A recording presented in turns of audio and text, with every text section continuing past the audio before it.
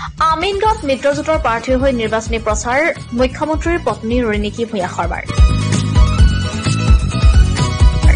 বৰপেটা লোকসভা সমষ্টিৰ প্ৰাৰ্থী ফণীভূষণ চৌধুৰীৰ হৈ প্ৰচাৰ চলালে ৰিণিকী ভূঞাই। পদুম মানে হাতী আৰু হাতী মানে পদুম বুলি কৈ সকলোকে হাতীৰ চিনত ফণীভূষণ চৌধুৰীক ভোট দিবলৈ জনাই আহ্বান।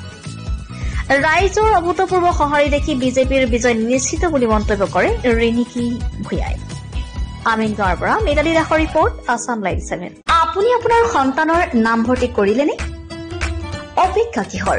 স্বৰ্ণোজ্জ্বল গৌৰৱময়ী ইতিহাসেৰে কঠোৰ সাধনাৰ অবিচলিত পথেৰে দশকজুৰি মানৱ সম্পদ গঢ়াৰ শুভ্ৰ ধ্বজা বহনকাৰী ঐতিহ্যমণ্ডিত আমগুৰি মহাবিদ্যালয় আপোনাৰ সন্তানৰ বাবে হ'ব পাৰে উন্নত শিক্ষা প্ৰদানেৰে উজ্জ্বল ভৱিষ্যত উপহাৰ দিয়া এখন পলসুৱা উপত্যকা। মহাবিদ্যালয়খনে উচ্চতৰ মাধ্যমিক চূড়ান্ত পৰীক্ষাত অসমৰ ভিতৰতে দ্বিতীয় আৰু সপ্তম স্থান দখল কৰি দুবাৰকৈ অঞ্চলটোলৈ গৌৰৱ কঢ়িয়াই আনিছে। 1967 চনতে প্ৰতিষ্ঠা লাভ কৰা মহাবিদ্যালয়খনে পঢ়া-শুনাৰ ক্ষেত্ৰত কিছু পৰিমাণে দুৰ্বল ছাত্ৰ-ছাত্ৰীৰ বাবে বিশেষ শ্ৰেণীৰ ব্যৱস্থা তথা বৃত্তিমুখী পাঠ্যক্ৰমৰ অন্তৰ্ভুক্তি মহাবিদ্যালয়খনৰ ইতিবাচক দিশ।